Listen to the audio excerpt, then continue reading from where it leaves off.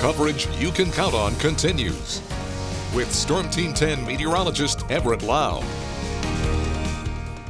Good Saturday morning. We've made it to the weekend, and it's going to be a dry one, but it's going to end up warming up, especially as we finish up the weekend. Today, not too bad, expecting sunshine and highs climbing into the middle 80s, but tomorrow the heat's going to start to crank up and you'll start to notice the humidity more.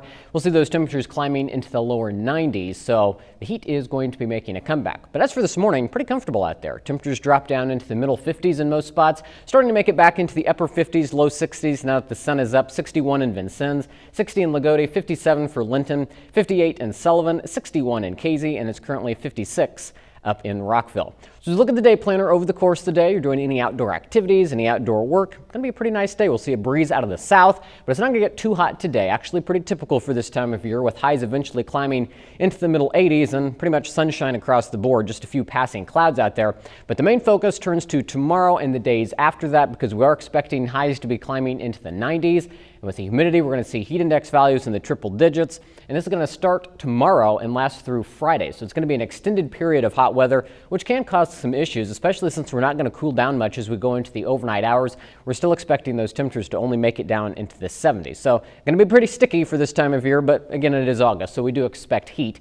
And as a result, an excessive heat warning has been issued for all of our Illinois counties as of now. I wouldn't be surprised that we see some type of alert for our Indiana counties as we go through the weekend. This is going to take effect tomorrow and continue through the day on Thursday. So again, we're expecting some of the hottest weather by the time we get to the middle to the end of next week. And we can see that now on the temperature trend as we get into the day. Tomorrow we make it into the lower 90s and we just gradually increase that temperature as we get into the week. By the time we get to Thursday, I think we could see our temperatures in the upper 90s. Now it depends on how much humidity we get, because if we have more moisture in the air, that keeps our temperatures a little bit lower. Still going to feel uncomfortable, but if we have a little bit drier air, we may see our temperatures climb even closer to that triple digit mark. But either way, going to be hot, going to be getting humid as we head through this next week, which it is August, so like we said, we can't expect some of that summer-like weather before we wrap up summer itself.